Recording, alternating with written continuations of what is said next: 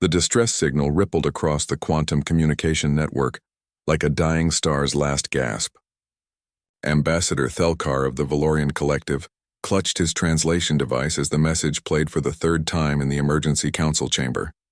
His 6 eyes widened with each repetition, the horror of the situation sinking deeper into his consciousness. The Kraxith swarm has breached the outer rim, the message crackled. 12 colony worlds lost, 7 billion souls consumed. We are the last line of defense. If anyone can hear this, static consumed the rest. Thelkar looked around the grand chamber where representatives from 47 species sat in stunned silence.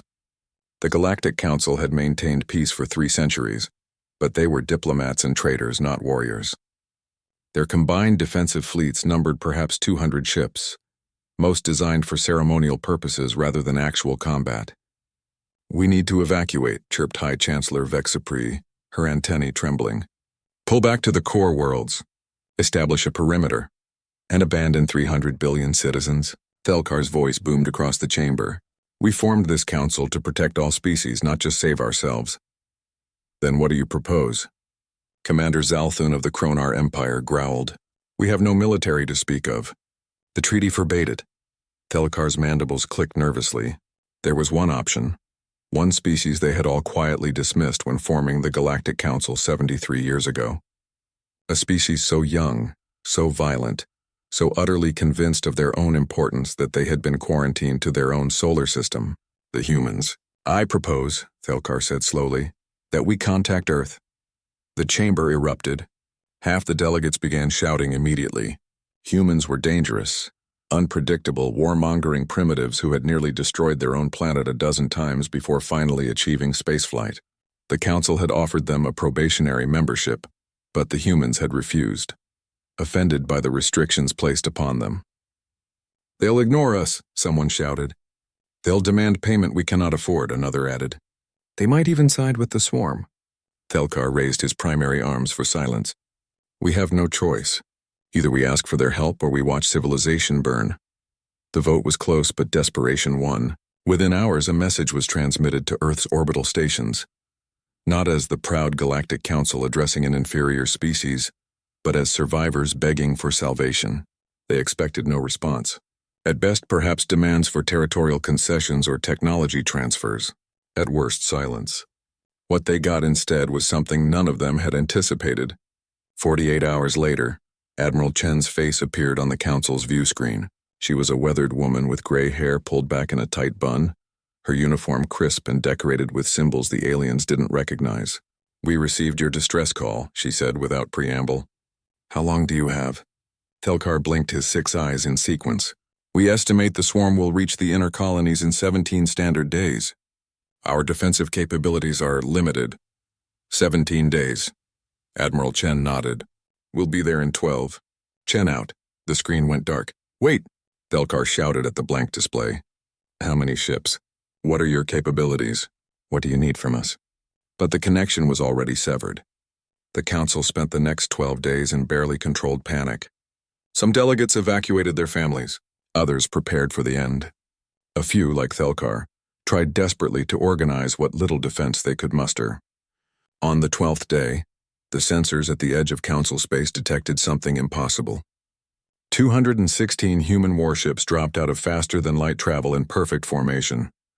The smallest ship dwarfed the Council's flagship. The largest, the ones the humans called dreadnoughts, were mobile fortresses bristling with weapons the Council didn't have names for. But it wasn't just the ships. It was how they moved. Every vessel operated in perfect synchronization, like organs in a single vast organism. They had clearly done this before. Many, many times. Admiral Chen's communication came through on all frequencies simultaneously. "This is the Earth Defense Fleet, responding to Galactic Council distress call. Where do you need us?" Thelkar's hands shook as he transmitted the swarm's last known coordinates. "Admiral, the Kraxith number in the millions. They overwhelmed through sheer mass. I don't know if even your impressive fleet—" "Ambassador," Chen interrupted, her voice carrying the calm certainty of someone who had faced death and won. "Humans have been fighting wars since before we climbed down from the trees. We fought each other, our environment, disease, famine, and every disaster our planet could throw at us.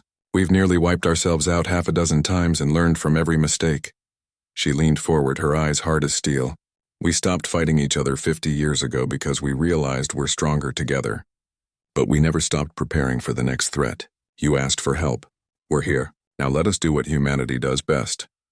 The Battle of the Valorian Reach lasted 18 hours. The Kraxith swarm, which had consumed civilizations for millennia, crashed against the Earth defense fleet like waves against a cliff. Human ships moved with lethal precision, their weapons tearing through organic ships with efficiency born from centuries of perfecting the art of warfare. But it wasn't just their technology or tactics. It was something else, something that made Thelkar's blood run cold as he watched from the command center. The humans fought with a ferocity he had never witnessed, yet they never abandoned their wounded, never left a damaged ship behind, never stopped coordinating their movements. They fought like they cared. When the last swarm vessel was destroyed, Admiral Chen's voice came through once more. Threat neutralized. Your space is secure, Ambassador. Thelkar struggled for words. Thank you. The Galactic Council owes humanity a debt we can never repay. Actually, Chen said, and Thelkar detected what might have been amusement in her voice. You can. That probationary membership offer, we're ready to accept it. Full membership, no restrictions. We've proven we can handle ourselves. Thelkar looked around the chamber at his fellow delegates. Every single one of them was nodding. Consider it done, Admiral. Welcome to the Galactic Council. Though I suspect, he added quietly, we're the ones joining your protection. Admiral Chen smiled. That's not how we see it, Ambassador. Where we come from when someone calls for help, you answer, no matter who they are. That's what being human means. As the Earth Defense Fleet took up position around Council space, Thelkar understood something profound. Humanity hadn't been quarantined because they were too dangerous. They'd been quarantined because everyone else was afraid of what it meant that humans existed at all. A species that had turned their capacity for violence into a shield for others, their aggression into protection, their warlike nature into guardianship. The galaxy would never be the same. And perhaps Thelkar thought that was exactly what it needed.